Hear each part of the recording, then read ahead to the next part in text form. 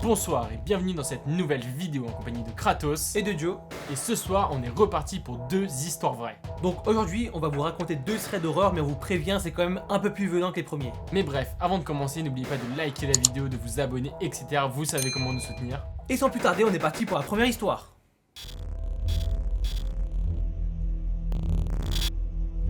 Bon, la première histoire, c'est l'histoire de Shen et de son frère Smaïn. Alors Shen nous raconte que cette histoire s'est passée en 2017 lorsqu'il avait 19 ans et son demi-frère 18. Alors cet été-là, Shen, il nous dit qu'il vient juste d'avoir son permis et qu'il a décidé avec son demi-frère en fait d'aller rendre visite à la mère de son demi-frère en passant en fait par la France et l'Espagne pour aller rejoindre le Maroc. Donc il se prépare, ça met 3 jours, il descend de la France et l'Espagne, tout se passe super bien, et enfin il se rend sur le port en Espagne pour aller prendre le petit bateau jusqu'au Maroc. Et puis il s'en conduit jusqu'à un hôtel de Rabat, donc qui est la capitale du Maroc, et jusqu'à là tout se passe bien. Mais avec le recul, c'est à ce moment-là qu'il commence à voir qu'il s'est passé des choses un peu bizarres. Alors faut savoir qu'à la base, il comptait seulement rester une nuit dans l'hôtel, et l'hôtel c'était vraiment super serviable et très professionnel. Mais dès leur arrivée, elle a commencé à leur poser des questions un petit peu bizarres et très insistantes. À quelle heure précise partez-vous demain ? Est-ce que vous comptez faire des pauses sur la route ? Où allez-vous exactement ? Où est garée votre voiture exactement ? Bref voilà, les deux frères trouvent ça un petit peu bizarre, mais l'hôtesse prétexte qu'en fait c'est pour nettoyer la voiture, ils comprennent pas trop, mais voilà, ils se prennent pas trop la tête. Mais cette hôtesse décidément très gentille, elle leur demande même quelle route ils vont prendre exactement pour se rendre à Marrakech, et aussi serviable qu'elle est, elle va même leur recommander de prendre une route super précise. Sinon vous pouvez prendre la route direction Casablanca, vous savez, il y a vraiment de beaux paysages là-bas. Donc les deux frères se doutent de rien et ils décident de l'écouter. Alors voilà, les deux frères montent de leur chambre, ils sont super fatigués, ils dorment, et pépère, ils sont en vacances, ils se réveillent à midi, ils voient que la voiture n'a pas été lavée, mais bon, ils se prennent pas trop la tête, ils sont juste en mode chill en vacances quoi. Alors Shen qui nous raconte l'histoire aujourd'hui, il dit qu'il a pas vraiment fait gaffe avec son frère que la voiture n'a pas été lavée, mais vous verrez, ce petit détail aura son importance dans l'histoire. 22h, les deux frères décident de prendre la route. Alors Shen nous dit qu'il préfère conduire la nuit parce que voilà, il trouve ça plus sympa, qu'il y a moins de monde sur la route et qu'ils conduisent tranquillement avec son frère en faisant des pauses régulières. Ils écoutent de la musique, tout est tranquille, ils font une petite pause à minuit. Ils reprennent la route pour les 3 dernières heures de leur voyage, enfin ils pensaient, et ils continuent tranquillement sur une route qui est un petit peu déserte et qui est un petit peu mal éclairée parce que voilà, certains lampadaires ne sont pas fonctionnels. Et c'est là qu'il se passe un truc super bizarre. Ils nous disent qu'environ 7 personnes sont accroupies sur le bas-côté de la route dans un endroit assez sombre qu'ils ont du mal à distinguer, mais ce dont ils sont sûrs c'est que ces personnes-là tentent de se cacher. Bref, ils continuent leur route, ils se posent pas plus de questions et Shen commence à enclencher les pleins phares parce qu'il n'y voit rien. Et c'est à ce moment précis que Shen aperçoit sur le bas-côté un homme d'une quarantaine d'années, donc il ralentit. Et là, il s'y attendait pas du tout, mais l'homme se rapproche précipitamment de la voiture.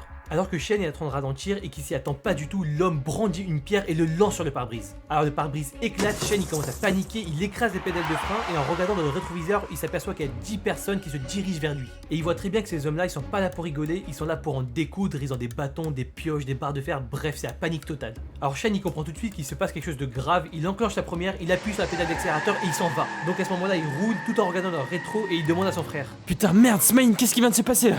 Smaïn ? Et là, Shen, il tourne la tête vers son frère et il constate avec horreur quand son frère est inconscient et qu'il y a du sang qui coule sur son visage. Alors il comprend très vite qu'il est tout seul dans cette situation et qu'il faut vite trouver de l'aide. Mais rappelez-vous, il est à l'étranger, il ne connaît pas du tout la route, il ne connaît pas du tout les environs, il est complètement seul et livré à lui-même. Et par chance, après avoir roulé, il rencontre un autre homme sur le bas-côté et il lui demande directement de l'aide. Complètement paniqué, Shen, il se met à parler en français, il lui dit vite ce qui vient de se passer, qu'il a besoin d'aide. Et par chance, l'homme comprend le français. Écoutez, mon frère est inconscient, il vient de se faire attaquer. On a besoin d'aide, il faut qu'on aille à l'hôpital. Donc l'homme était garé sur le bas-côté, il lui dit t'inquiète pas, je vais juste récupérer mon téléphone de la voiture, je monte de la tienne et je te guide jusqu'à l'hôpital. Alors sur le coup, Shen il comprend pas trop pourquoi l'homme laisse sa voiture et qu'il vient de leur voiture, il a pu juste les guider. Mais bon, la situation est critique, il est en pleine adrénaline, il a pas du tout le temps de penser à ça. Bref, en urgence, l'homme il monte derrière, il se présente et dit qu'il s'appelle Saïd et il lui indique de prendre la première sortie à une dizaine de kilomètres. Alors Shen se présente et c'est là que le portable de l'homme se met à biper. Alors Saïd décroche, sauf que Shen il se rend compte dans le rétroviseur que c'était pas un téléphone classique mais c'était un talkie-walkie. Alors Shen il trouve ça un petit peu bizarre, mais ce qu'il trouve encore plus bizarre c'est lorsque l'homme décroche, il commence à parler arabe et que Shen comprend tout ce qu'il dit. Et donc Saïd ne savait pas que les deux jeunes comprenaient l'arabe, sauf que Shen y comprend directement. Non, c'est pas le bon prénom. Il nous avait dit qu'il devait s'appeler Marc. Il a vu mon visage, il va falloir de toute façon qu'on se débarrasse d'eux.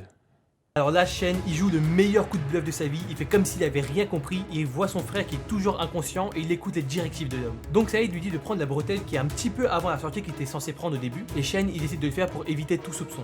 Et donc là, Shen il roule, il essaie de trouver une solution, il est complètement paniqué mais il faut pas qu'il le montre, et il décrit ces 2 longues minutes comme étant les instants les plus longs de toute sa vie, et enfin, il aperçoit 2 voitures de police garées sur les bas-côtés. Et donc Shen il a peur de se faire attaquer dans la voiture et il décide juste de les prévenir discrètement qu'il est en danger. Donc pour ça, il se met à faire des appels de phare pour capter l'attention l'attention des policiers ou de l'armée, il sait pas trop qui c'est. Bien sûr en espérant que des policiers voient l'impact sur le pare-brise et qu'ils se doutent de quelque chose. Et c'est là que Saïd semble le comprendre. Il hausse la voix, il lui dit d'arrêter, il lui dit de continuer la route, mais c'est trop tard, les policiers l'ont bien repéré. Donc Saïd sort de la voiture et c'est là qu'il se retourne et lui lance une phrase horrible. C'est pas terminé, on se retrouvera. Et enfin les policiers accourent et Saïd s'enfuit dans la pénombre. Et là tout s'enchaîne très vite, les policiers viennent, il leur explique la situation et son frère est directement transféré dans un hôpital militaire à Toulon. Alors Shen nous raconte que tout s'est passé très vite, qu'il était soulagé mais encore sous le choc et que son frère a été dans le coma pendant plus de 3 semaines. Détail un petit peu glauque, Shen nous explique que la pierre faisait 6,4 kg, qu'elle a touché son frère sur le crâne juste au-dessus de l'œil et qu'il devra faire de la rééducation pour retrouver la vue. Alors après toute cette histoire super choquante, bien sûr, ils ont porté plainte et l'homme qui a lancé la pierre a été retrouvé et arrêté. Et Shen nous dit que cet homme-là était déjà connu des services de police et qu'il est actuellement en train de purger une peine de 40 ans. Mais bon, le reste du groupe et Saïd ne seront jamais retrouvés. Et les policiers vont leur expliquer en fait qu'ils ont été victimes de guet-apens et qu'en fait la femme hôtesse était très certainement là pour les appâter, pour les guider dans une direction, elle était très certainement dans le coup. D'ailleurs, autre détail, lorsque les policiers ont fait irruption dans l'hôtel, la femme aura complètement disparu. Et c'est là que s'arrête l'histoire de Shen et de son frère Smain qui au final ont eu beaucoup de chance parce que cette histoire aurait pu leur coûter la vie.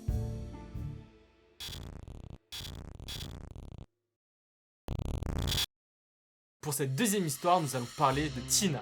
Elle nous raconte que cette histoire, elle s'est passée quelques années après le lycée. Bon, il faut savoir qu'à ce moment de sa vie, elle passe une très mauvaise passe. Sa tutrice l'a mis à la porte juste après qu'elle ait eu son diplôme, elle n'a pas d'argent, elle n'a pas de logement, elle vit dans sa voiture, bref, c'est vraiment une situation de merde pour elle. Plus tard, sans nous donner trop de détails, elle nous dit qu'à son travail, elle rencontre des gens qui, elle nous décrit en tout cas, ont un style heavy metal. D'ailleurs, ils avaient des amis en commun, il y a pas mal de personnes qui les connaissaient, donc bon, pour elle, tout paraissait net. En tout cas, rien de bizarre à signaler, tout le monde les avait déjà vus et tout le monde les aimait a priori. Bref, Tina elle devient amie avec eux et un jour ils lui font même une proposition surprenante. Bah écoute Tina, si tu veux, tu peux venir habiter avec nous. Bon, Tina à ce moment-là elle est quand même assez désespérée donc elle va accepter très vite. Bon, jusque là tout se passe bien, ses deux colocataires principaux sont Andrew et Seth et ils sont frères. Elle nous précise aussi qu'ils faisaient partie d'une bande et qu'ils croyaient à tout ce qui était occultisme et tout ce genre de choses. Bon, Tina elle ne partage pas les mêmes croyances mais du moment qu'on lui oppose aucun avis ça lui va très bien. Surtout que bon elle est quand même dans une situation où il l'a laissé vivre gratuitement chez eux pendant les premiers mois donc elle n'est pas en mesure de mettre en cause leurs croyances. Mais bon, Tina elle est toujours prudente, elle est quand même la seule femme dans un groupe d'hommes,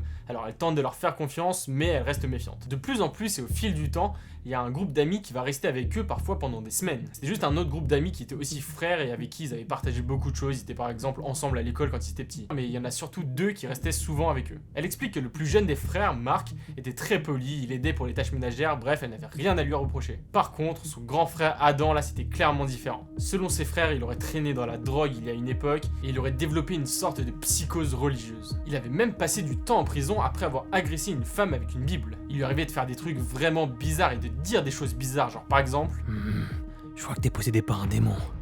Il faut que ton âme soit nettoyée. Mais bon, tout le monde savait qu'il avait ce genre de problème, étant donné qu'il était quand même ami avec ses colocataires qui lui avaient donné un logement gratuit et ne voulait pas se plaindre. Mais bon, Tina va quand même garder ses distances et va être très prudente avec lui, chose que les autres ne vont pas faire du tout. Bref, tout se passe bien, le temps passe et un matin, le téléphone de Tina sonne. Rien d'anormal, c'est juste le patron de Tina qui lui demande de venir un peu plus tôt. Et en plus, ça l'arrange vu qu'elle a besoin d'un petit peu d'argent, elle, ça ne la dérange pas du tout de venir plus tôt. Donc bon, Tina, elle se prépare tranquillement pour s'en aller, elle va dans le salon et elle remarque que Andrew et Mark sont assis sur le canapé et que Adam est là aussi à regarder la télé assis par terre. Bref, elle prévient tranquillement ses colocs qu'elle doit y aller et elle s'en va. La journée passe tranquillement et alors que son travail est presque terminé, le téléphone sonne. Donc son patron décroche et il lui dit Tina, j'ai un appel pour vous. Bon, Tina elle est caissière donc elle a juste supposé que c'était un ami qui voulait la contacter et qui a donc appelé son travail. Mais là, elle prend le téléphone et elle entend la voix d'un homme qu'elle ne reconnaît pas du tout. Allô madame, c'est le détective Williams. Quelque chose de grave s'est passé dans votre appartement aujourd'hui et nous avons besoin que vous veniez à la gare pour en parler. Après cette annonce un peu bizarre, Tina elle décide de quitter son travail immédiatement. Bon, elle panique un petit peu, elle se demande qu'est-ce qui a bien pu se passer, mais elle se dit que c'est sûrement juste une histoire de drogue, de ses colocataires, quelque chose comme ça. Elle arrive au poste de police tranquillement, mais là, elle se fait interpeller immédiatement. Un officier escorte Tina dans une petite pièce avec une caméra seulement et la laisse seule pendant 30 minutes. Donc là quand même, Tina elle commence à vraiment paniquer, elle demande ce qui a bien pu se passer. Après 30 longues minutes, le policier revient dans la salle et lui dit enfin Madame, votre colocataire Andrew a été poignardé et tué par un dénommé Adam vers 13h. Cette phrase a résonné comme un gros coup de massue pour Tina. Elle vient juste de se rendre compte qu'elle avait quitté la maison juste 1 heure avant que ça arrive. Le détective lui informe qu'il n'y avait pas eu de bagarre du tout, que c'était venu de nulle part et qu'il n'avait aucune idée des raisons de cet acte. Après avoir été interrogée, Tina ressort du commissariat complètement choquée et décide d'aller voir un ami pour aller voir les infos et en apprendre plus sur cette histoire. C'est seulement 2 jours après que les informations vont être publiées au grand jour. Bon là, on vous prévient, il va y avoir des détails un peu glauques, donc pour les personnes les plus sensibles, on vous conseille de mute les 10 prochaines secondes. Adam n'avait pas poignardé une fois, ni 2 fois Andrew, mais il l'avait poignardé continuellement jusqu'à presque le décapiter. Après avoir commis cet acte horrible, il serait sorti dans la rue avec l'arme du crime et aurait appelé le 911 pour les informer de l'acte qu'il venait de faire. Tina elle va ensuite apprendre avec effroi qu'Adam se serait rendu tout seul à la police, qu'il aurait tout avoué et qu'il aurait même tenté de justifier ses actes. Des démons. Ils étaient tous possédés par des démons. Il fallait les libérer. Apparemment, il aurait même avoué qu'il avait prévu de tuer tous ses frères, tous les colocataires, dont Tina. Heureusement, Mark a réussi à s'échapper de cette situation à temps. Quant à Tina, elle se rend compte que si son patron ne l'avait pas appelé, elle y serait peut-être restée. Aujourd'hui, Tina nous dit qu'elle a été traumatisée par cette histoire et que jamais elle ne pourra oublier le regard froid d'Adam.